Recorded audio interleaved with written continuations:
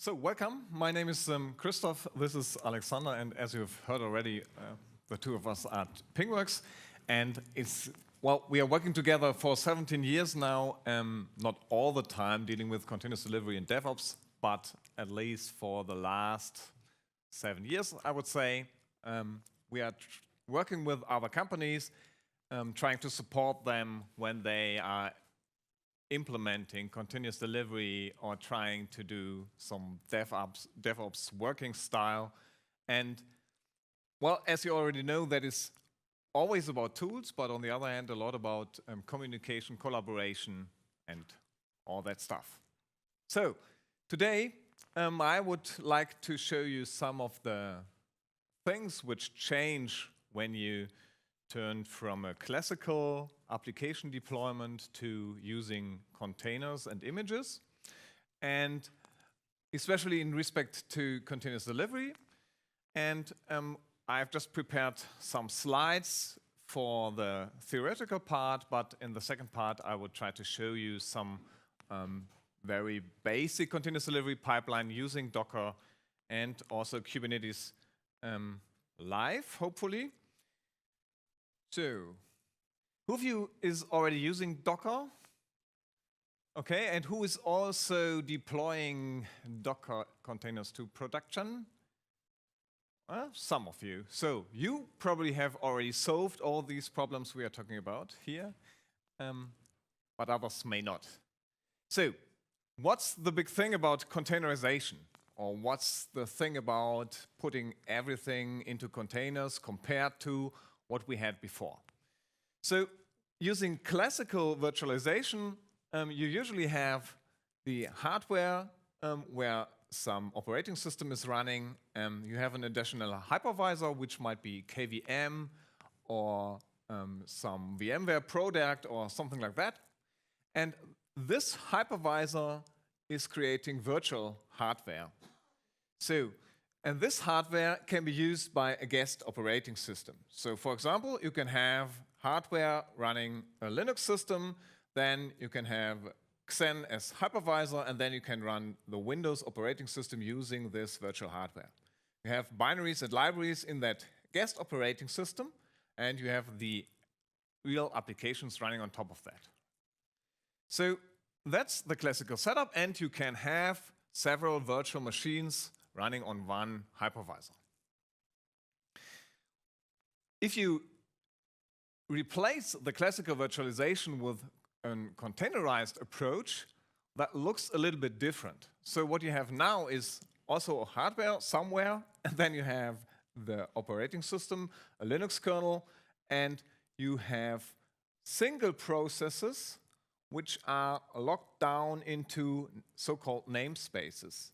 So each of your containers running is basically a separated space where this single process is running. It doesn't see the other containers and processes, but it also has binaries and libraries in the underlying image. What you can see from these graphics probably is that there are several layers which are not needed anymore. So while we have this whole virtual hardware emulation stuff on the left-hand side, we are just getting rid of that on the right-hand side. And that brings some important advantages, because you can have much better hardware utilization with that approach, because you have not that much overhead, but it also brings some new challenges, of course. What I want to focus on today is what this means for continuous delivery, if you want to do continuous delivery. So probably a few of you knew this book and have also seen Dave yesterday in the keynote. So this is still a good reference if you want to implement continuous delivery, and we have just derived some of the basic principles from that book, which we normally use to speak about what is important for continuous delivery. So the main principle of continuous delivery is to to do all that releasing and building on a continuous basis. So do it often, practice it a lot, so that you get this process under control. And what you can do is you can set up a build system in, well, 2 stages. You have the so-called commit stage first and the acceptance test stage, which is run afterwards. So the commit stage usually is triggered whenever you change something in your source code. And what's happening in the commit stage is mainly the software is built, and you create a binary artifact, and you, of course, run the basic unit tests. And in the second part, you run all the other higher level tests. So, for example, integration tests, UI tests, performance tests, whatever you need to have enough test coverage so that you feel confident to put your software into production. So, the 4 important principles to implement continuous delivery, each change triggers the pipeline immediately. That is something which you can implement using different techniques. So you have the source code management system, and you have the build pipeline here. So whenever you change your source code, that should trigger a build immediately. So why do you do that? Because the important thing is that you want to check every change in your source code for a potential regression. You don't want to check 5 commits or 10. You want to check every commit, because then the change is very small, and whenever you find a regression or a test going red, you know, okay, that is due to that minimum change in that commit. If you just run your pipeline for 10 commits, then it's still work to do to find out, okay, which of those 10 commits turned that pipeline red. So the first important principle is each change triggers the pipeline immediately. That is something which is true independent of which kind of virtualization you're using.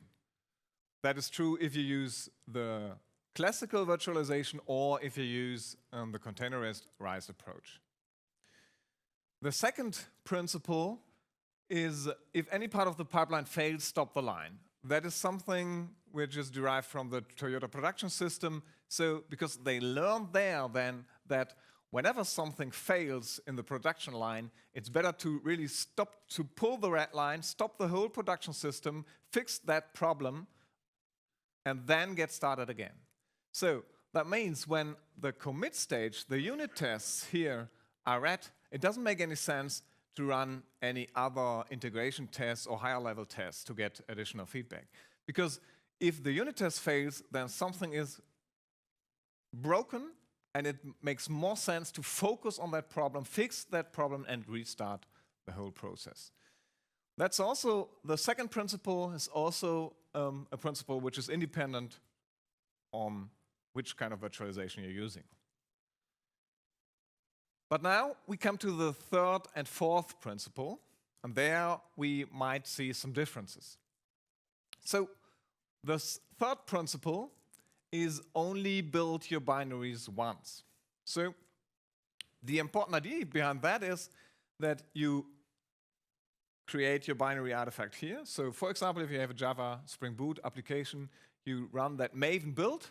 So Maven package, for example, you create that jar file, you put that jar file into a binary repository, and then reuse that for deployments to test environments. The important idea is that you put that binary artifact aside and also use the same artifact, exactly the same, to run the other tests and to put it into production in the end. So what you don't, or what you should not do, is recreate the binary artifact somewhere else before you put it into production. So what you could, of course, do is do another checkout from the source code control system, build the software again, and put that to production. But building the binary artifact more than once means that you might have slight differences in your build systems. Might be minor Java version, or might be one library image is different somewhere.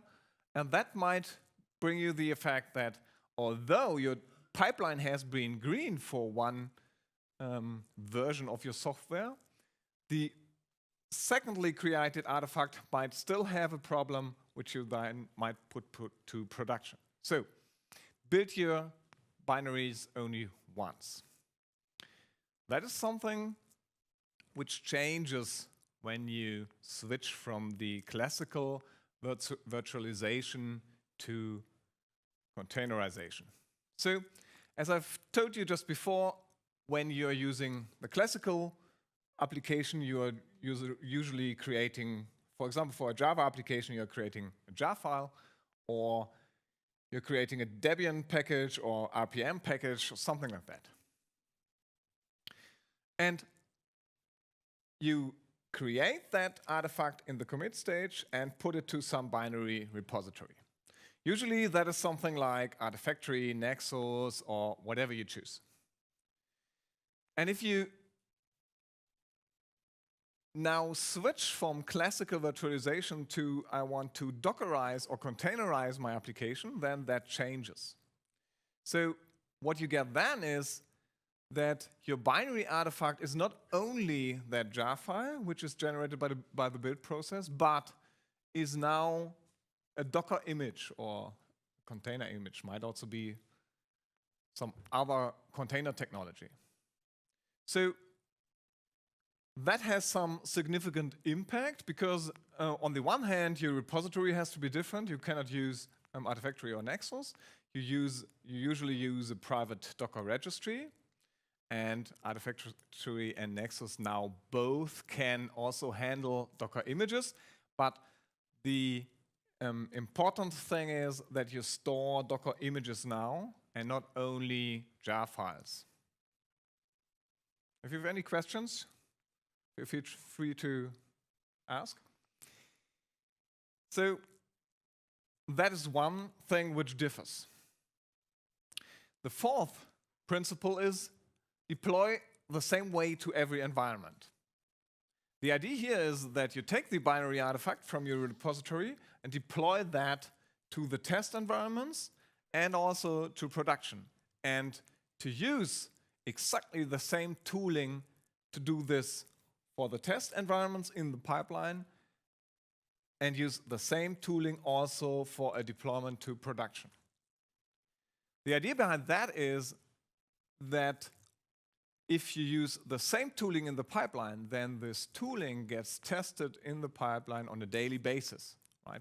With every commit, the pipeline is triggered, and that means that also your deployment tooling is used on the same basis, and you get good confidence in your tooling that you will not get a broken deployment whenever you put that to production. That is also something which changes when you turn from classical virtualization to containerization. So for classical virtualization, you have this jar files or packages here in your binary repository, and you put them or you deploy those artifacts to a test environment. And you remember that graphic from the first slide probably. So you have the guest operating system running here, some binaries and libraries, some middleware installed, Tomcat, for example, and then you deploy your Spring Boot application on top of that. But what you can also see is that these test environments are usually created by or from a different source. So these infrastructure components are usually created with provisioning tools like Chef, Puppet, or Ansible, which also have so that you have all your infrastructure configuration under version control.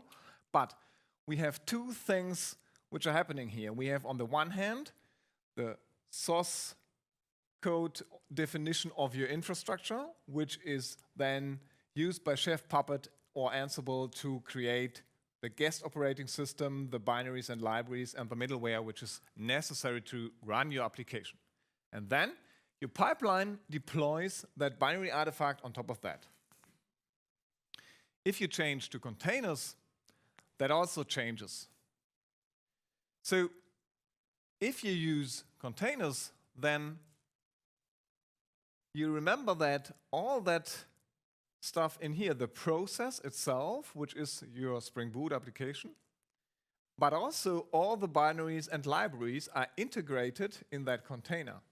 So you have an image where you have that middleware, probably the Tomcat, and have your Spring Boot application, which is running on top of that. And all of that is included in the image, and all of that is coming from the binary image. So we have completely lost the second part here, right? Okay, so I think now is already time for a demo. Any questions so far? No questions. Okay, cool. So what we've prepared here is a very simple demo application. This is a very simple phone book where I can just put my name and some number and then add that as a contact. So what we have here is a very simple front end. I think it's AngularJS. And in the backend, we have a very simple REST API, which is consuming the request from the front end and storing that data into a Redis database. What I would like to show you now is how a pipeline for this application could look like if you use Docker and also Kubernetes. So what we have prepared here is a simple job. And I will first show you the job definition and then show you that job in action. So can you read that, or should I? Too small. Oh, but it doesn't turn bigger. Yes. Do you know where I find the style sheet thingy? Open your style sheet. Okay.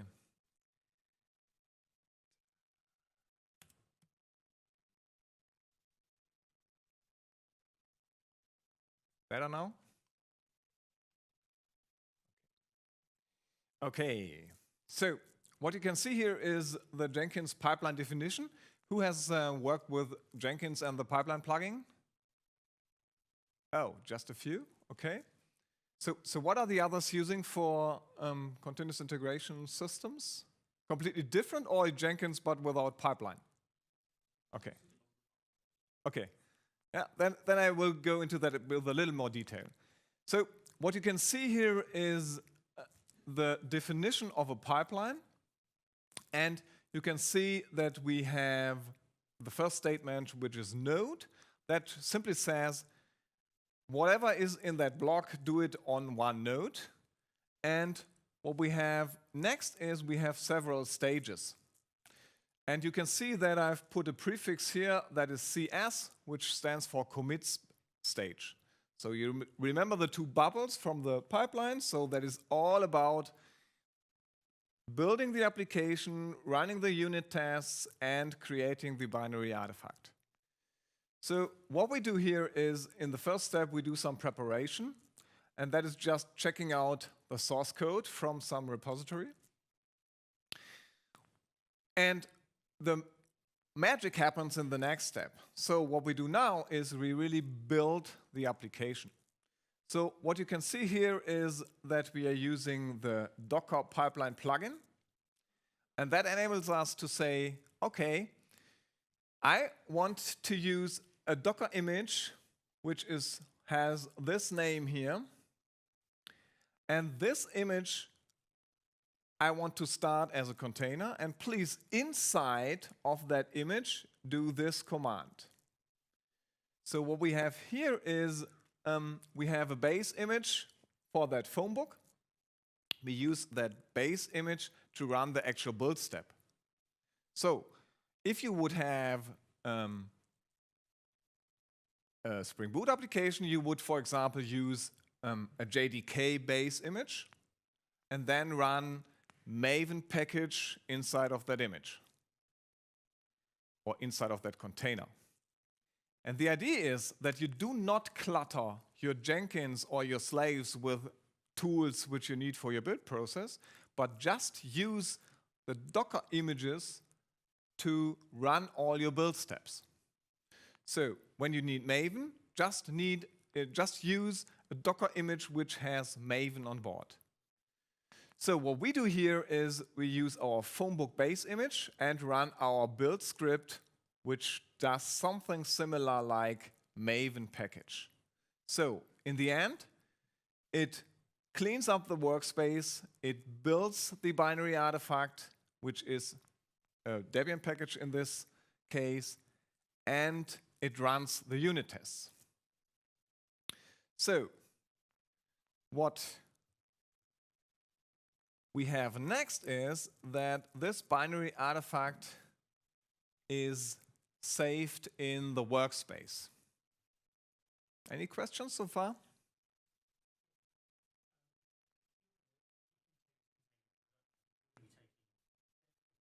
No, just wait a second. You're one step ahead already. So what we did now is we just run that container, which has all the build tools on board to create the binary artifact. We now have that binary artifact in our workspace, but we do not reuse that image anymore. We have just created the jar file or the Debian package or whatever. And what we do next is we collect the test results, and then we are creating the application image. So that is the second step. And what we do now is we also use the Docker plugin and call Docker build to really build that Docker image. And you're totally right. You would use a different base image here. So that image has the dev tools on board to build the software. And that image which is used as base here could, for the simple front end, for example, just be an NGINX base image, just having a web server on board, nothing else. And you can also see that if I switch to the source code, you see that we are using NGINX, the NGINX image as base here. Okay? So this is a two-step process. First, use a Docker container to build the software, create the jar file, for example. And the second step is build the real application image, which will also be put to production sometime later. So what we create here is we just call Docker build. We have just a long tag name. So we have the phone book front end package name here, and we also have a version number in that tag. And then we just pass some additional parameters. So that step, line 21, creates that actual application image. And line 23 pushes that image to a registry where this image is stored now. Yes?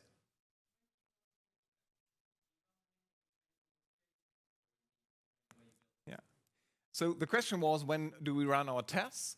So the tests are run here. So they are run in the development image, or in the image where we have the development tools on board. So for example, if you would have a Maven image, then you would really run Maven package, which would include Maven test, and that would also run the tests in that container. So all the dev tooling, all the test tooling for the unit tests is only in that development container, while the container, which in the end is put to production, should be very small, should only contain what you really need for production. Okay? Yeah?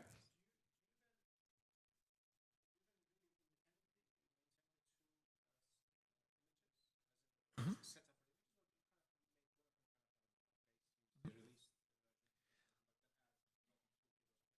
The question was if we maintain these base images independently.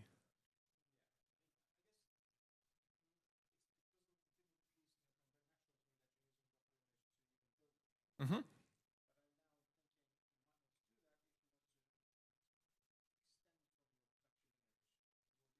Yeah, okay.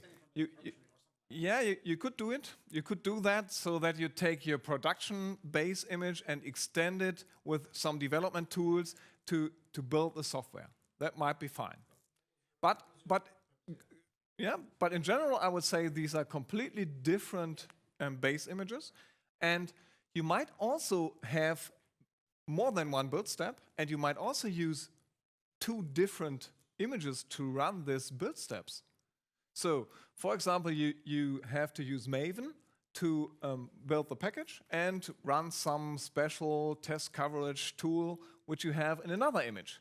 So, and then you could add another stage using another Docker image to run that test coverage tooling, right? So you could really separate concerns in terms of images and have one image for one task. That keeps the images small, reusable, and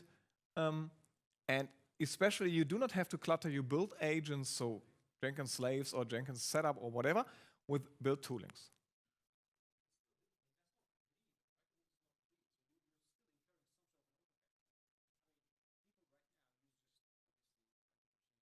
Mm-hmm. Mm-hmm. Mm-hmm. Yeah. Yeah. Yeah. Okay. The question was if that doesn't add overhead if you run several containers and images. Well, from my point of view, running containers, the overhead is at an absolutely minimum, because what it does is mainly it starts the main process in the container and just separates it in a process namespace, nothing else. There is practically no overhead. So you can start 20 containers and have no overhead, almost. Yeah. Mm-hmm.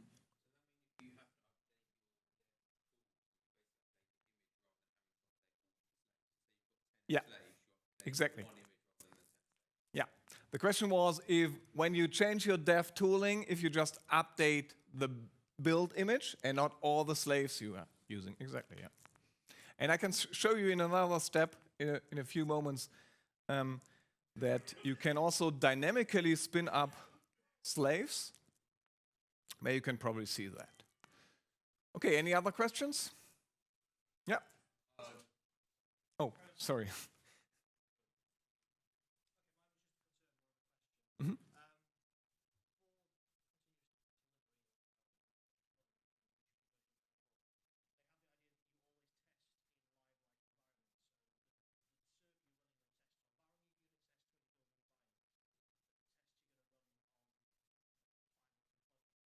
Mhm.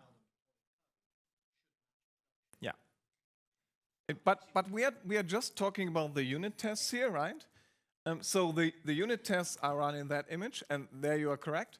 But the artifact, the real application image, is then used in the second test stage for all the other tests, and that is exactly the same image which is going to production. And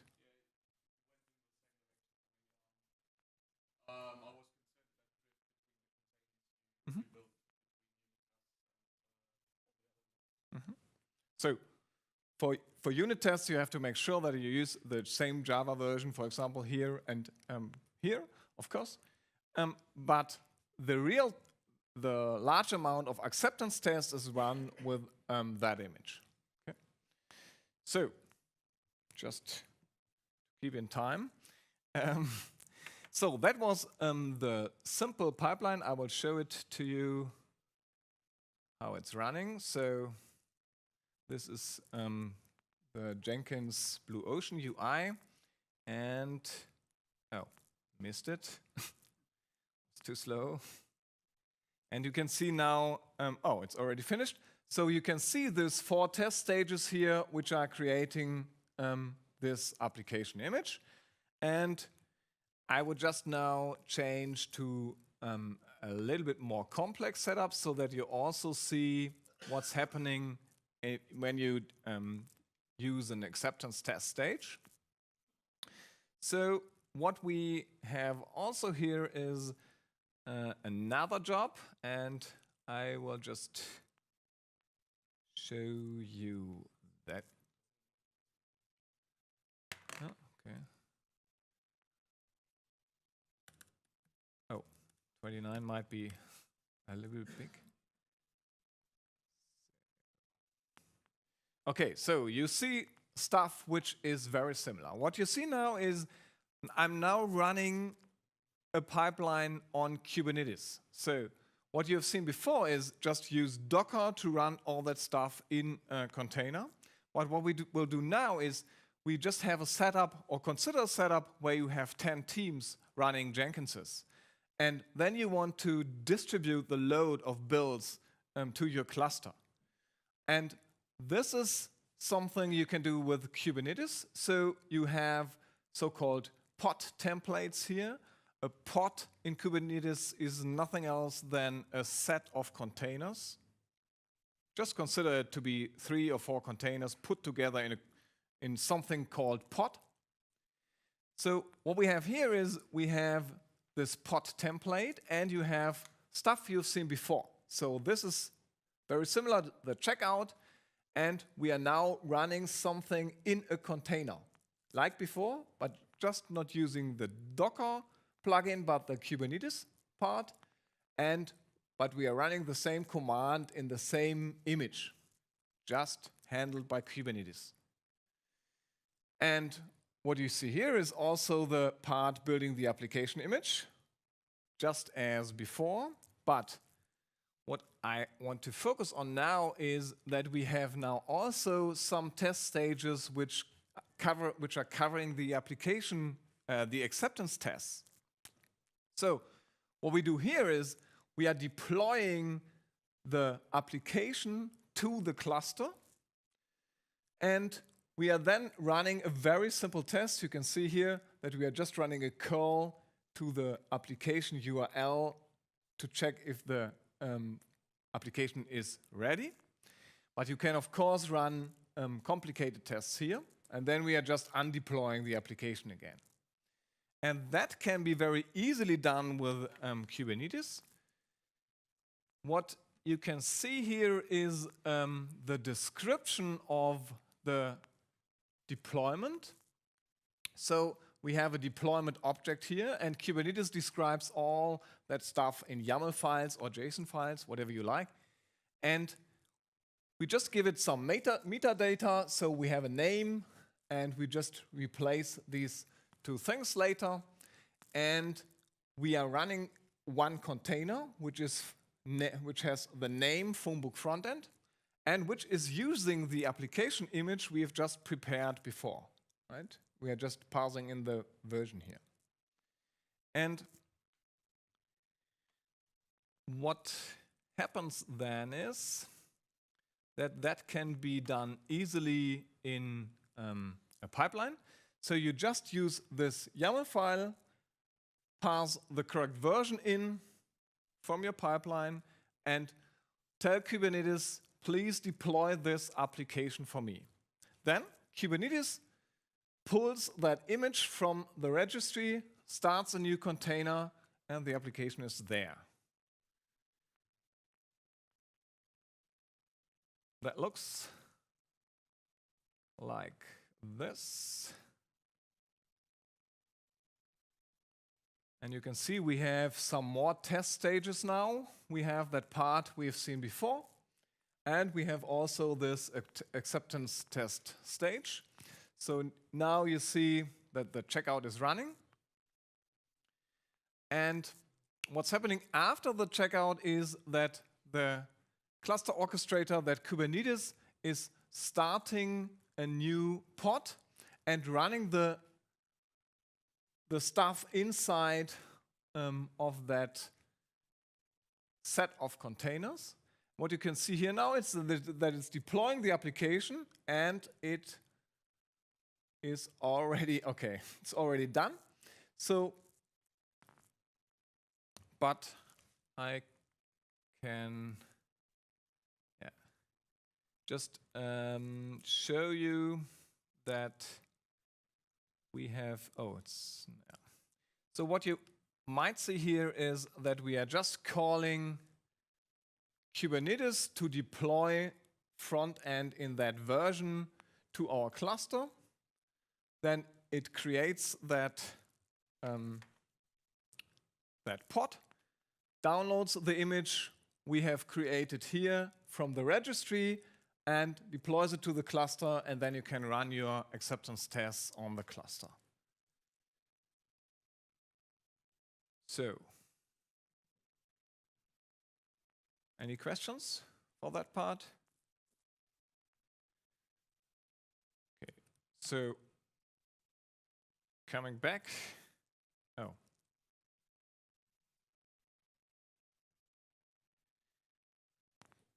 What I hope you've seen is that several things get really easy. So when you use containers to build your continuous delivery pipeline, then the big change is that you have all that stuff your application needs at runtime in that image. You put that image to a registry, save it there, and deploy that image also to production. That makes stuff like deployment really easy,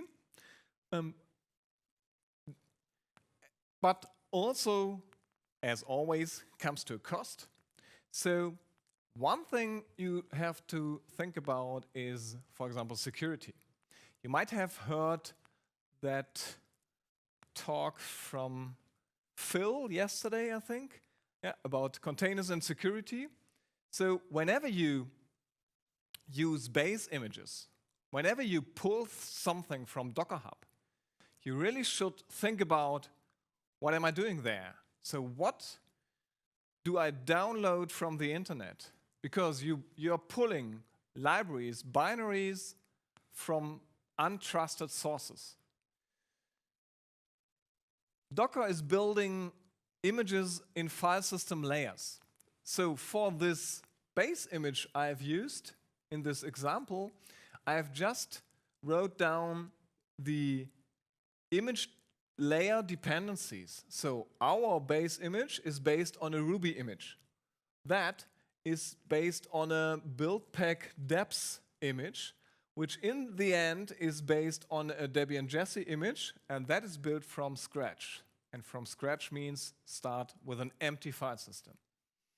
So, for example, when you just write docker pull Ruby, you pull in all these file system layers, and you are not completely sure what you're pulling in there.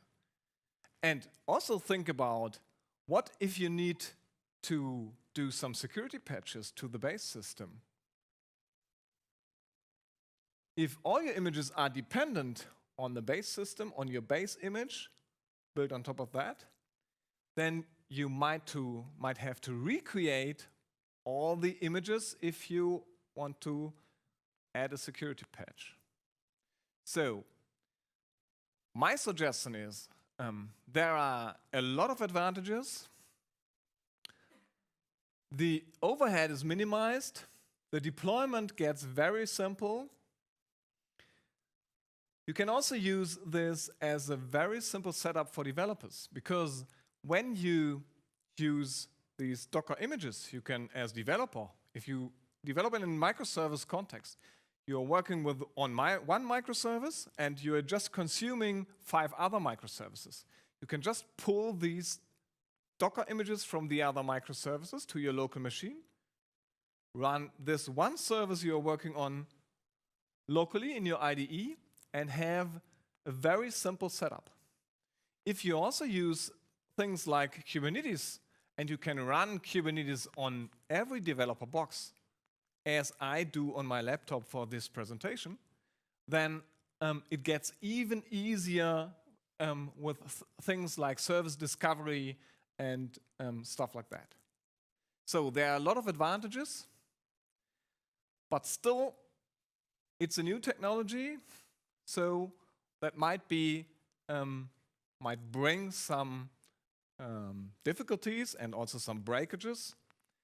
And think about security. So think about which images do I pull in? Think about what do I have to rebuild in the image chain whenever I want to apply a security patch. And think also about hardening your images. So don't run anything as root, use only trusted sources, stuff like that. Okay, then I would say that would be all from my side. If you have further questions, you can grab me and ask. Thank you.